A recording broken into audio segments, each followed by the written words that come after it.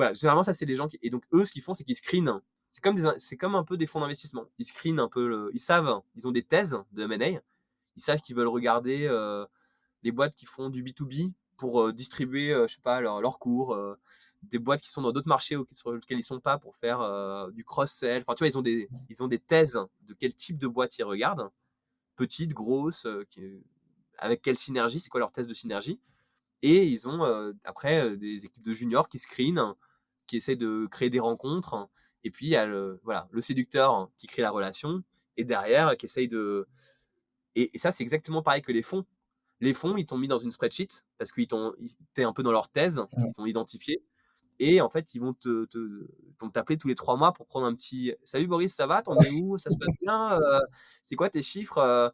Ah, ok, cool, vous bougez bientôt, non? Ok. Et là, ils te remplissent des lignes dans une spreadsheet et voilà, tu vois, ils passent. Donc, c'est un peu le même truc, c'est un truc de veille et de relation. Et de créer des relations et montrer que tu es smart, montrer que tu as la même vision d'éducation, tu vois, et dans ce truc de séduction. Euh, Finalement, c'est un peu similaire à notre échelle, mais nous, on avait plutôt, on n'a pas de thèse de croissance externe. C'est-à-dire que le wagon, on grossit tout seul. On n'a pas du tout une stratégie de M&A où on dit, on aimerait screener tous ces pays pour voir s'il y a des petits wagons qu'on peut racheter pour accélérer. Tu vois, on n'a pas de thèse de M&A. Mhm. En revanche, moi, je voulais faire évoluer l'offre. Donc, je voulais être sur des sujets un peu moins code, data science, développement software, mais un peu plus no code. C'est-à-dire aller. Moi, je vois un peu ça comme. Aujourd'hui, il y a le monde de la tech et le monde du business. Le monde du business, c'est les métiers du marketing, de la vente, des RH, tu vois, du management. Et Ouais. les métiers de la tech, c'est les designers, les développeurs, les data scientists. Mais en fait, la tech, c'est en train de fusionner ces deux mondes-là. Donc, soit aujourd'hui, tu as des gens qui font des formations business, des formations marketing, et qui sont de plus en plus techniques, qui t'apprennent à utiliser un CRM, à faire de l'analyse de données pour visualiser tes KPI marketing, donc avec des outils. Donc, parce que les métiers business sont devenus techniques. Soit tu as des acteurs de la formation comme nous qui sont très techniques à la base, qui forment des développeurs, des data scientists, et qui ont envie de proposer de plus en plus une offre business. Ouais. Et donc, moi, j'avais envie qu'on s'ouvre vers des sujets Il n'y a pas une business. contradiction entre les deux, hein. Je veux dire, pour les Non, pas du gens, tout. au Moi, contraire, parfois, tu voilà. n'as pas besoin tout de suite de la technique et juste la partie no-code peut te permettre déjà de tester, tu vois, Exactement. tester un petit peu le truc avant d'aller travailler maintenant sur le produit avec la technique, avec le code. Donc, Ouais. ils sont complètement C'est un complémentaires. continuum. C'est juste en tant que toi, que boîte de formation, généralement, tu viens d'un certain monde. Nous, on vient plus de l'ingénierie, donc on a plus des formations techniques et on propose des formations qui sont de plus en plus des formations pour des professionnels en marketing qui ont besoin de compétences techniques, mais qui n'ont pas besoin de coder, tu vois, qui ont besoin d'autres choses. Donc, on voulait aller vers là, mais nous, en interne, on avait quand même beaucoup de pédagogues et qui étaient très ingénieurs, donc sur du truc très technique, et on manquait. Donc, moi, j'avais envie qu'on lance des offres. Et pour lancer des offres, il faut avoir des gens qui maîtrisent vraiment les sujets. Donc, je cherchais des gens qui faisaient des formations plus courtes, un peu plus business, donc Mhm. moins de code et plus de no-code sur des sujets marketing, data et tout ça, grosses notamment.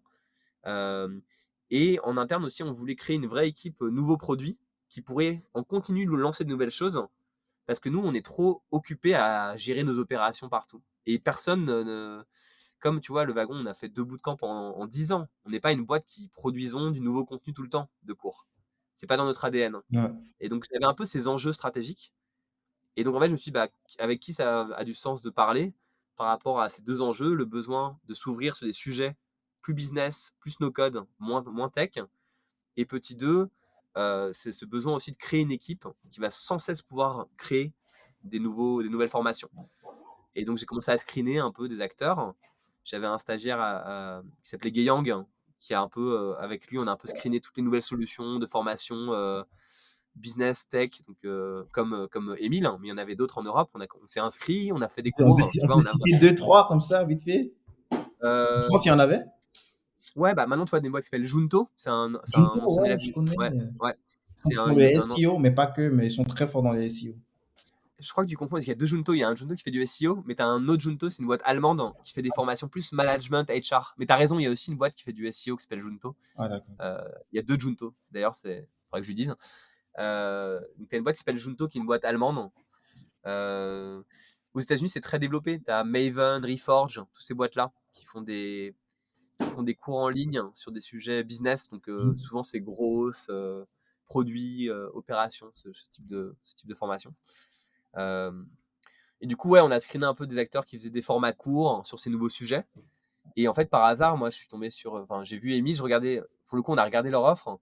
Moi, il me semblait vraiment au-dessus du game en termes de qualité produit. Moi, je suis très sensible à ça parce que je sais que c'est du marketing le reste, tu vois, c'est de la Ouais. peinture. Moi, je regarde derrière la peinture, qu'est-ce qu'il y a sous le moteur, et ça m'avait l'air vraiment super solide. J'ai regardé leurs vidéos, tu vois, je me suis vraiment imprégné du truc. Paul, Et moi, j'ai je les ai regardé sa rencontrés. masterclass avant le truc, mais c'est là, tu sais qu'ils maîtrisent leur sujet, franchement. Exactement, ouais, ils sont hyper, hyper chauds et ils sont très complémentaires, Thomas et Paul. Et du coup, je les ai rencontrés et en fait, on avait plein de potes en commun. Paul, il était il s'appelle Atomic, et il était très, très proche de deux de mes meilleurs amis qui sont data scientists, tu vois, qui bossaient Mmh. avec lui. Donc bref, j'ai demandé à des potes de faire une intro, on s'est vus, et je pense que eux, ils avaient la maturité, parce que moi, je connais, enfin, soit j'ai investi, soit je suis proche de pas mal de nouvelles formations tech, parce que comme on a un peu, entre guillemets, créé un peu cette catégorie, pas créer cette catégorie, mais on est une des références du marché. Bah, souvent, tu te fais appeler par des nouveaux entrepreneurs qui lancent des business là-dedans. Mmh. Euh, et c'est vrai je pense qu'il y a beaucoup de gens qui se lancent dans la formation.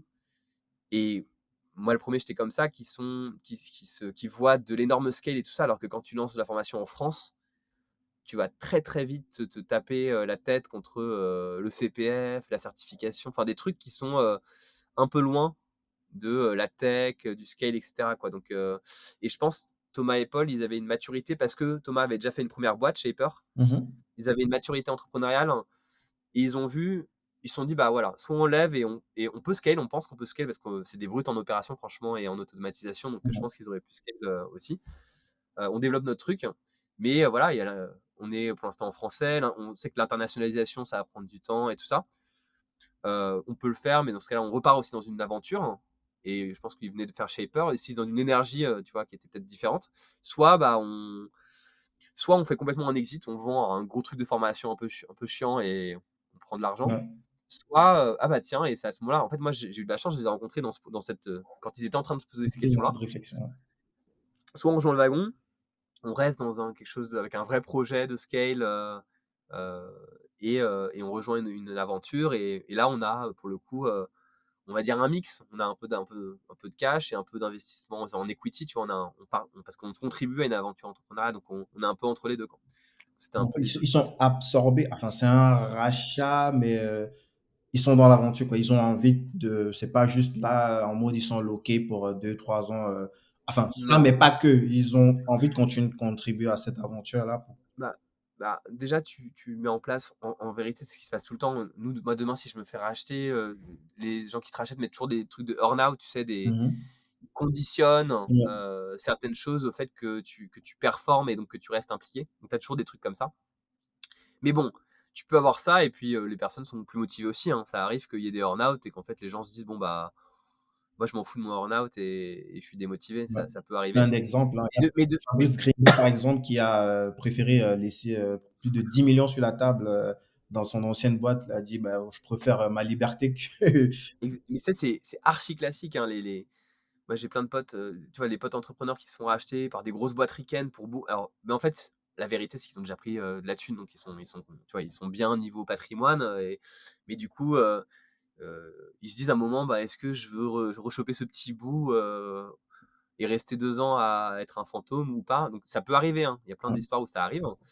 Mais de toute façon, c'est pas l'état d'esprit de Thomas et Paul, hein. Eux, c'est des passionnés de la formation, ils veulent avoir de l'impact et tout. Donc, tu vois, l'énergie, tu peux le sentir. Après, il y a des gens qui mentent bien, hein, quand mais, mais quand même, moi, j'ai senti quand même qu'il y avait vachement un alignement là-dessus, de l'envie de faire tu vois, d'avoir de l'impact, un peu at scale. Et ils nous apportent de fou parce que eux, ils ont tu vois, c'est une boîte qui est beaucoup plus jeune, qui utilise des outils plus modernes. Tu vois, nous, ça fait quand même presque 10 ans. Aujourd'hui, quand tu as 10 ans, tu as beaucoup de legacy technique parce que fatalement, la technologie évolue hyper vite. Et donc, ils ont aussi ils nous ramènent un peu d'agilité, un peu de fraîcheur comme ça tu vois, ils ont un peu secoué le truc, et ça fait aussi du bien, quoi, pour toutes les équipes. Yes. Avant qu'on aille sur les questions de fin, j'avais 2-3 trucs là, co c'est quoi, déjà la levée de fonds que vous avez fait 10 millions, 19 millions. Est-ce c'est pourquoi vous avez fait cette levée, est-ce que tu avais déjà identifié, le fait qu'il fallait que tu rachètes certaines boîtes pour aller plus vite au lieu de créer toi-même, ces modules de formation-là? Heu, Non, quand on a fait la levée, on n'avait pas du tout en fait, quand on a fait la levée, nous, la levée, c'est, on a notre deuxième programme en data science, notre deuxième bootcamp en data science qui vient d'être créé, qui, démarre bien, et qu'on va, scale sur tous nos campus. Donc c'était vraiment un peu, tu vois, un truc bête et méchant, c'est, on veut se développer, on rachète nos franchises. Notre activité formation entreprise, elle fait, je sais pas, 1 million de revenus, ou un peu moins. On voit qu'il y a des perspectives, mais il faut qu'on investisse vraiment dans une vraie équipe pour accélérer sur la partie formation entreprise. Hem et on va, distribuer notre formation data science partout dans le monde, quoi. C'était ça là. Donc il y avait pas cet, enjeu de créer des nouveaux contenus tout le temps, de mmh créer une verticale. On n'était pas du tout dans cette, Cette cette vision-là? vision-là. On a commencé la réflexion de la levée en 2019, donc tu vois, on n'était pas, dans la vision qu'on a aujourd'hui de ce qu'on veut faire, qui a évolué depuis. Mais le marché a changé depuis aussi. Donc voilà, c'était principalement ça. Et en vrai, je pense qu'on aurait pu faire de la dette ou même le faire un peu de façon autofinancée. Je Un pense qu'on a IDEO? ça faisait 6 ans, tu vois? Et c'était juste, je pense que ça nous permettait aussi de nous mettre un peu de pression, enfin, mais de la pression positive, tu vois? De vouloir faire ça de façon un peu plus ambitieuse, d'avoir des investisseurs avec un peu d'accountability, enfin de responsabilité vis-à-vis d'investisseurs. Je pense qu'on avait peut-être besoin de ça en termes plus Mais tu n'as pas eu peur, par exemple, parce que jusqu'ici, tu as quand même toujours gardé ton indépendance avec tes cofondateurs, tu restes libre, de garder une ouais. certaine philosophie sans être dilué par, je dis pas que tous les fonds le font forcément, mais ça arrive, on le suit dans plusieurs histoires. Ça pourrait pas être stratégique avec de la dette, du LBO, par exemple, comme ça tu aurais pu, Bah, sécuriser un petit peu quand même ces 8 ans, en ouais, en fait, c'est vrai qu'il faut apprendre à avoir enfin, la relation investisseur et tout, c'est des trucs qu'il faut apprendre. Après, moi, je suis content. Moi, je suis toujours curieux d'apprendre des choses et j'ai appris un peu ce que c'était que d'avoir des investisseurs, ce que c'est. Je pense que c'est des apprentissages qui sont intéressants personnellement, tu vois. Je suis content d'avoir fait ces apprentissages-là, de savoir vraiment ce que ça veut dire. Euh, Tu as raison, tu perds une partie de ta liberté, mais après, ça reste. Nous, on a des investisseurs qui sont minoritaires, tu vois, donc c'est pas à la fin de la fin, c'est pas eux qui gèrent la boîte de toute façon. Donc, faut juste un peu comprendre l'exercice. Parfois, je pense qu'il faut pas tout dire à ces investisseurs parce que eux, ils ont pas, enfin, attention, ils peuvent écouter. non mais non mais tout dire dans le sens où, c'est pas parce que tu leur caches des choses, c'est parce qu'en fait, ils sont pas aux opérations, tout ça. Donc il y a des choses, ça sert à enfin, finalement, entre guillemets, savoir ce que tu es en train de faire pour optimiser ce process ou ces opérations, cette org. Je pense qu'ils peuvent donner des bons conseils, mais à la fin, ils ont pas trop de temps de suivre le dossier. Donc eux, à la fin, ils veulent savoir ta performance, quoi. Ouais. Donc je pense qu'il faut, ça s'apprend. Moi, c'est pas là où je suis le meilleur, hein. D'ailleurs, mon frère, hein, on se partage un peu, il est un peu plus dans la relation investisseur parce qu'il comprend mieux cet enjeu. C'est pas un mot négatif, mais il y a un enjeu de sales. C'est-à-dire que tu dois vendre, tu dois expliquer tes Mmh. résultats C'est et ton important, histoire en fait, c'est important et voilà, il mesure cette importance et il peut justement jouer voilà, ce ping-pong avec, les investisseurs. exactement. Et tu es pas dans la même relation qu'avec tes associés qui sont au day to day dans les opérations où tu peux discuter tu vois, est-ce qu'on restructure l'organisation comme ci ou comme ça, qu'est-ce que vous pensez de ça? Là, tu es dans cette relation avec tes cofondateurs parce qu'ils sont dans les opérations. Ces investisseurs, de toute façon, tu les vois tellement peu que eux, ils veulent pas savoir ce que tu es en train de faire.